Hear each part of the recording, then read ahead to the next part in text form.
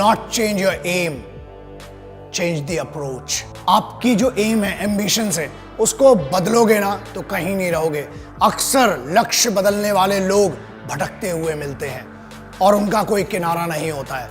तो इसलिए हमेशा ये चीज, आप जो भी शुरू करें एक लक्ष्य बनाएं, एक एम्बिशंस। मैंने सीखा, मेरे गुरुजी ने कहता था, मेरे बाबूजी कहते थे, और मेरे बाबूजी अभी भी कहते हैं, और मैंने अपने गुरुओं से सीखा कि बाप, लक्ष्य एक ही होना चाहिए, जिद एक ही होना चाहिए। When we are talking about aim, आपने बनाया ही क्यों अगर आपको इतना कॉन्फिडेंस नहीं था? इसीलिए रिसर्च कीजिए अपने एम को चुनने के पहले। लेकिन एक बार जो बन गया तो बढ़ चले हैं वो कदम, अब रुकेंगे नहीं। तो बस वैसा एटीट्यूड होना चाहिए कि हम तो घर से निकले ही थे बांध कर सर पे कफन, जहां हथेली पर लिए जो बढ़ चले हैं ये कदम। अरे जिंदगी खुद अपनी मेहमान, मौत की महफिल में है, सरफरोशी की तमन्ना अब हमारे दिल में है। वो एटीट्यूड कहाँ है? जवान हो यार, वो जवानी में रवानी कहाँ है? इस उम्र में जो बना लिया, एक बार एम बना लिया, उसके लिए मेहनत रोज करना है। रोजाना आपको मेहनत करना जरूरी है और उसके लिए तैयारी तगड़ी होना चाहिए। और तैयारी के लिए पता तो हो किस चीज की तैयारी करना है। एक दिन बॉलर बनना है, दूसरे दिन बैट्समैन, तीसरे दिन साइंटिस्ट, चौथे दिन डॉक्टर। लल्ला कुछ नहीं बनोगे, कंफ्यूज बनोगे, जूते पड़ेंगे घर में भी और बाहर भी।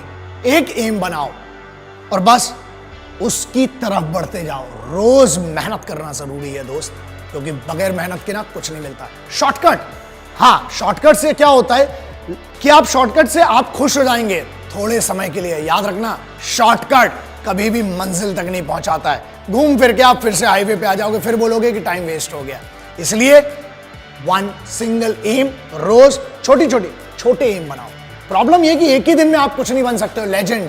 लेजेंड कोई पैदा नहीं होता है दोस्त, उसको बनने के लिए बहुत सिंपल सी बात है। Nobody becomes the general within a day. There is a journey involved in that and you have to go through that journey. उस जर्नी की इज्जत होती है, तो अपनी खुद की इज्जत कीजिए, उस जर्नी की इज्जत कीजिए। और अगर सलाह चाहिए ना एम लेने के लिए, माँ बाप से बड़ा कोई नहीं है, क्योंकि वो सिर्फ जिंदगी में ऐसे होते हैं जो आपसे बगैर स्वार्थ के जुड़े हुए हैं, जो आपसे कुछ नहीं चाहते हैं, सिर्फ ये चाहते हैं कि आप खुद की जिंदगी में बेहतर करें। उनके लिए कितना बेहतर करें, इससे उनको कुछ लेना देना नहीं। दूसरों से ज्यादा और दूसरों की बातों से ज्यादा, ये मेरी सलाह है, एक बड़ा भाई समझ ले, छोटा भाई समझ ले, जो भी समझ ले, अपने लक्ष्य पर खुद को भरोसा करना पड़ेगा। और अपनी खुद की कॉन्शियंस होती है, हमें उसको समझना पड़ेगा, आगे बढ़िए। दूसरों से ज्यादा खुद पर भरोसा करना पड़ेगा। आपको अपने आप से ज्यादा कोई अच्छे से नहीं जानता है। आपके माँ बाप और आप अपने आप को जानते हैं, आपको जानते हैं। उनसे डिस्कस कीजिए और याद रखिए अपने पैशन को, आपका जिस चीज में मन लगता है ना, घर वालों से लड़ाई मत करो, कन्विंस करो, बात करो उनसे, क्योंकि जो पैशन है ना वो सिर्फ आप जानते हो। और अगर आप अपने घर वालों को कन्विंस नहीं कर पा रहे हो, आपके कन्विक्शन में कमी है, आप दुनिया को क्या कन्विंस करोगे फिर? इसलिए सब अगर अग्री होंगे, आप सेम पेज पर होंगे, आपको मदद चाहिए, इमोशनल सपोर्ट चाहिए अपने घर वालों का, और वो मिलेगा। बस अपने पैशन को अपनी जिंदगी में बदलो। मुझे पता है इस चीज को, क्योंकि मैंने जितने लेजेंड से मिला हूं, सब में दो चीजें कॉमन थी। पहला, उन्हें हमेशा से वही बनना था, आज वो जहां पर हैं, उनने अपने रूट्स नहीं बदले। दूसरा, उन सब में एक चीज बहुत कॉमन थी, वो सभी बहुत डिसिप्लिन लोग थे और रोजाना वो अपनी छोटी छोटी मेहनत करते थे उस लक्ष्य की तरफ बढ़ने के लिए। इसलिए ट्रेनिंग करना बहुत जरूरी है। और स्टे फोकस कैसे रहेंगे? सिंपल है, आंख बंद करके ध्यान करने से कुछ नहीं होता। बाबा बन जाओगे तिलक लगा के। सॉरी, मैं किसी रिलीजन की बात नहीं कर रहा हूं, लेकिन पीर फकीर हो, बाबा बनने से कुछ नहीं होने वाला। यार सिविलाइज्ड हो, यहां पर हो, आपके माँ बाप के साथ रहकर फोकस रहो ना। रोजाना आपको अपने आप के लिए 8 घंटे देना है, बस, इससे ज्यादा कुछ नहीं देना है। सोचो, अपने आप को एनालिसिस करना पड़ेगा, आपको अपनी एनर्जी को चैनलाइज कीजिए, बस पैशन में लगाइए, फिर देखिए मजा क्या आता है। एक शिकायत बड़ी कॉमन सी है कि टाइम कम पड़ जाता है। दुनिया में जितने बड़े लोग हुए हैं ना, 24 घंटे ही थे सबके पास, 32 घंटे, 36 घंटे और 40 घंटे। 40 घंटे वाले आदमी से मैं तो मिला नहीं। तो ठीक है, आपको टाइम मैनेजमेंट करना पड़ेगा। ठीक है, आप जितने बजे उठते हैं वो आपकी इंडिविजुअल चॉइस है। आप रात को 2 बजे सोते हो, आप 2 बजे उठते हो, ठीक है, दैट इज बैड। बट ठीक है, कई लोगों की लाइफ स्टाइल ऐसी है, उनकी मजबूरियां भी हैं जो नाइट शिफ्ट में काम करते हैं। आप जब भी उठें ट्रेनिंग करें। दूसरा, एक बहुत सिंपल सी चीज है, जब ट्रैफिक होता है ना तो हॉर्न बजाने से कुछ नहीं होने वाला, और ना आप उड़ के जा सकते हो। स्पाइडर में ना असल में नहीं होते दोस्त, और अगर उड़ के जाओगे तो चालान भी लगेगा, पिटाई भी पड़ेगी। तो ट्रैफिक को दोष मत दो, कोशिश ये करो कि पहले निकलो। वक्त से पहले जब आप निकलेंगे तो आप जगह पर पहुंच जाएंगे। टाइम मैनेजमेंट, हर चीज का टाइम डिसाइड करना पड़ेगा आपको। बस टाइम डिसाइड कीजिए, आगे बढ़िए और कंप्लेंट्स कम कीजिए। सिपाहियों को अपने लक्ष्य का पता होता है। Being a simple son of this motherland, I have the responsibility to speak about our soldiers, जो सबसे ज्यादा मेहनत करते हैं। बहुत सिंपल है ना, एक टास्क दिया जाता है, चाहे वो बंकर बनाना हो, चाहे वो राशन लाना हो, चाहे घर बनाना हो, चाहे अपनी एक रेजिमेंट को मूव करना हो, चाहे जंग लड़ना हो। याद रखिए, वो कभी शिकायत नहीं करते हैं, बस वो काम करते हैं, मेहनत करते हैं, क्योंकि उनका लक्ष्य क्लियर है कि हमें ये करना है। छोटे छोटे लक्ष्य बनाइए और उन छोटे छोटे लक्ष्यों के लिए रोजाना छोटी छोटी मेहनत कीजिए। एम को सीधा रखिए और बेइज्जती होना बहुत जरूरी है। मैं हमेशा कहता हूं, जब बेइज्जती होती है ना तो अंदर एक आग जग जाती है, और उस आग की दम पे ही आप करते हो। तेज भागने के लिए आग की जरूरत है। रॉकेट को देख लेना, कभी नीचे आग लगी होती है, इसीलिए इतना तेज भागता है। सो बेइज्जती, बस एक बात याद रखना, कभी ना कभी, कहीं ना कहीं आपको काम करना पड़ेगा अपने लिए, क्योंकि आपके माँ बाप की या आपके रिलेटिव्स ने कभी ना कभी, कहीं ना कहीं कुछ ऐसा कहा होगा जो बेइज्जत किया होगा। उस बेइज्जती को याद करना, वो पावर देती है।